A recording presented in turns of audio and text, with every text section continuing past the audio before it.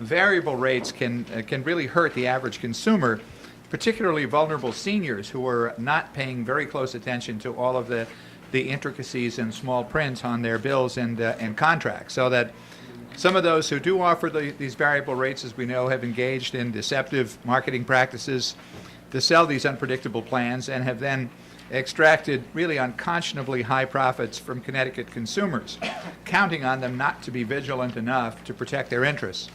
Electric customers deserve stable, predictable electric rates, whether obtained through standard offer service or from a multitude of highly competitive offers in the private supplier marketplace. We know that variable rate plans are not offered by all private electric suppliers, but some of those who do have engaged in deceptive marketing practices and that have extracted unconscionable profits, in a way counting on the opportunism of people who are not vigilant all of the time. And that many times marketing campaigns feature introductory teaser rates that are set a cent or two below the ongoing standard offer rate that can rapidly increase. And modest savings that might accrue over the first couple of months of a variable rate plan, as we know, can be quickly wiped out and turned into substantial losses in a single billing cycle. And that's what many of these marketers are counting on.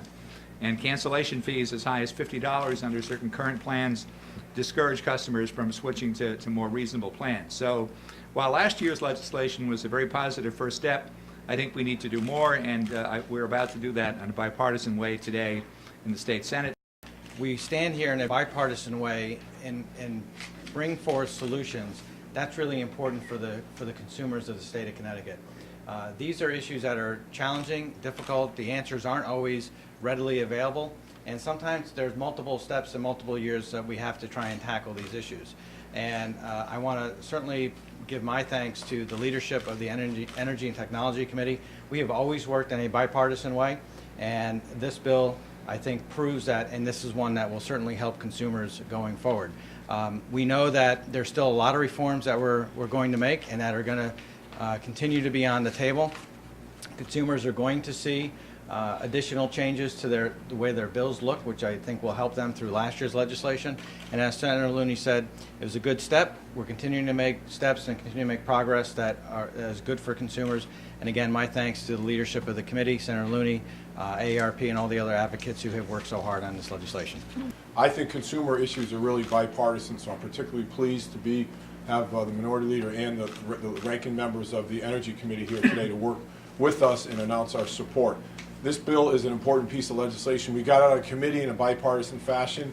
Over the past several weeks, we've had extensive negotiations trying to fine-tune it. We worked in conjunction with AARP and the Office of Consumer Counsel. And I'm just so proud that the eventual fruits of our discussions led to a bipartisan compromise, which today, I'm confident will get through the process and be signed by the governor.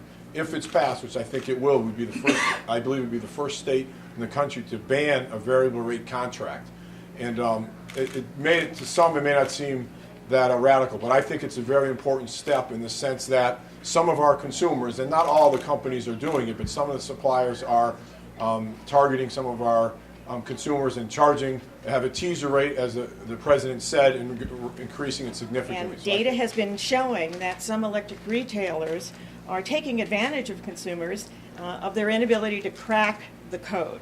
The last quarter of 2014, when the market rates should have been the lowest, we weren't in the dead of winter or the middle of summer, 15 suppliers were spiking their variable rates more than 30% above the standard offer. That is using the rate to dupe and fleece consumers, not to save them money. And for those who are concerned this might be an anti-business bill, it is not an anti-business bill. It is a pro-business bill.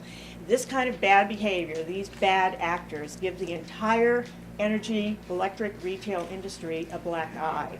And by protecting consumers, we're also going to protect the industry and give consumers some options that they can really benefit from. So, I think today we raised the bar of consumer protection for the millions of residents in the state of Connecticut who no longer have to worry about what was once, if they were on a variable rate, electric bill of $70 skyrocketing to hundreds and hundreds of dollars a month.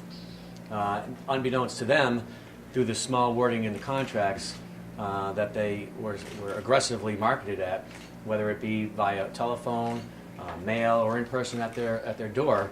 They were duped in thinking that they were saving money on their electric rates, and they were initially. However, these variable rates really, if you want to say, socked it to them, and it hit them in the pocketbooks the hardest. And we heard resoundingly from the AARP, and it was the senior citizens group that were the most harmed. And we're glad to partner with AARP and make sure that we offer these protections to all of our residents in the state of Connecticut, but more specifically our senior citizens who are on a fixed income. It has been an honor to work, especially with the chairs of the committee, to work diligently on behalf of our constituents. But truly, many of us had heard the stories that came out and the high bills that they were, unfortunately, having to pay. And I think that this move is one more move in the right direction. It's not the final step, though.